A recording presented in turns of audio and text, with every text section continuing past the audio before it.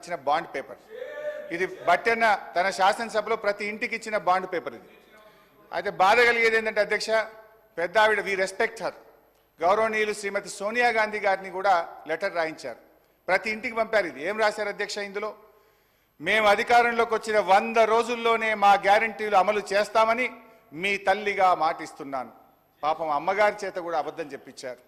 అంటే మీరు చేసిన పని ఏంది అధ్యక్ష? సోనియా గాంధీ గారి చేత లెటర్ రాయించి ఆ అమ్మగారి ప్రతిష్టకు మసకబారే విధంగా చేశారు. రాహుల్ గాంధీ పరువు తీశారు, బాండ్ పేపర్ ఇజ్జత్ తీసేసిండ్రు అధ్యక్ష మీరు. అధ్యక్ష, ఈరోజు తీరా 6 గ్యారంటీల అమలుకు చట్టబద్ధత చేస్తారని ప్రజలు పాపం ఎంతో ఆశగా ఎదురు చూశారు. కానీ జరిగింది ఏమిటంటే అధ్యక్ష, ఆశగా ఎదురు చూస్తున్న ఆ ప్రజల కళ్ళల్లో దుమ్ము కొట్టారు. ప్రజలను పక్కదో పట్టించేందుకు మొదటి అసెంబ్లీ సమావేశాల్లో వాళ్ళు ఏదైతే 6 గ్యారంటీలకు చట్టబద్ధత కల్పిస్తారనుకున్నామో అది లేకుండా శ్వేతపత్రాల పేరిట మొదటి శాసనసభలో కపట నాటకం ఆడారు. చట్టబద్ధత ఏమైందని అడుగుదామందంటే రాహుల్ గాంధీ గారు అయితే ఢిల్లీలో ఉంటారు. చట్టబద్ధత హామీ ఏమైందో ఏ కాంగ్రెస్ నాయకులు కూడా దాని గురించి మాట్లాడరు. ముఖ్యమంత్రి గారిని అడుగుదామంటే ఆయనను, గౌరవ ముఖ్యమంత్రి గారిని మాట్లాడిచ్చే వశం కాదు అధ్యక్ష. ఆయనను మాట్లాడిస్తే ఇక ప్రతిపక్షం మీద రగిలిపోతారు, ఫ్రస్ట్రేషన్తో పగిలిపోతూ మాట్లాడుతుంటాడు. ఆయన మాటలు ఎట్లుంటాయంటే అధ్యక్ష, ఆయన మాటలు పేగులు మెడలేసుకుంటా, కనుగుడ్లతో గోటీలాడుతా, లాగుల తొండలు జొర్రగొడతా, పండబెట్టి తొక్కుతా, గోసి ఊడగొడతా, లాగులు ఊడగొడతా అంటూ రాక్షస భాషలో చెలరేగిపోతుంటే పాపం సామాన్య ప్రజలు ఈ ముఖ్యమంత్రి గారిని చట్టబద్ధత ఏమైంది, 6 గ్యారెంటీలు ఏమైందని అడిగే ధైర్యం ఉంటుందా అధ్యక్ష? అధ్యక్ష హరీశ్రావు గారు, బడ్జెట్ పైన మాట్లాడండి. ఇది నేను మాట్లాడలేను, గౌరవ సభానాయకుడు అన్న మాటలే యాద్ చేసిన. బడ్జెట్ ఉన్నది అది. అయితే అధ్యక్ష, ఓకే అధ్యక్ష, ప్లీజ్ అధ్యక్ష. అయితే అధ్యక్ష, ఒకరోజు గౌరవ ముఖ్యమంత్రి గారు అల్లూరి సీతారామరాజు గారి కార్యక్రమానికి వెళ్ళారు హైదరాబాద్లో. నేను అనుకోకుండా టీవీ చూస్తున్నాను.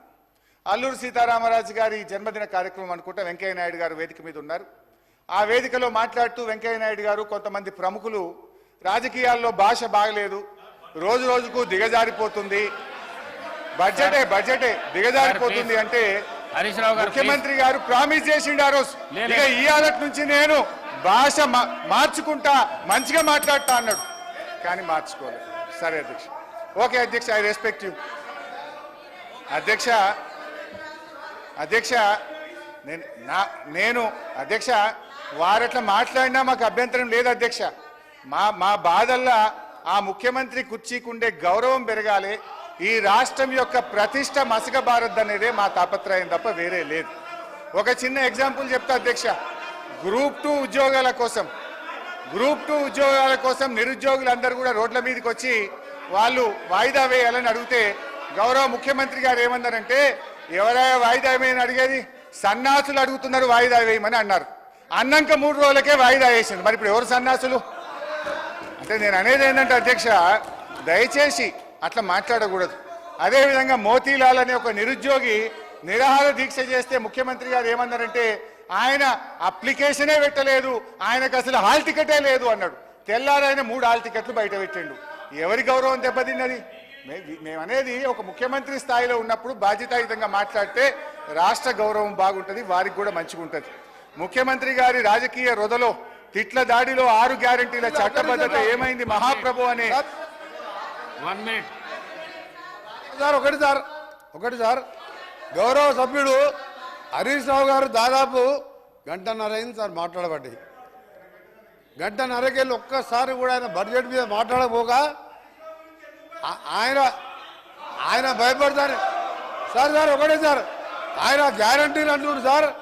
గౌరవ హరీష్ రావు గారు మాట్లాడిందంతా కూడా సభని తప్పుతో పట్టించేదిగా ఆయన మాట్లాడి చూస్తున్నారు సార్. 1.5 గంటకెళ్ళి ఆయన ఆడికే వస్తారు.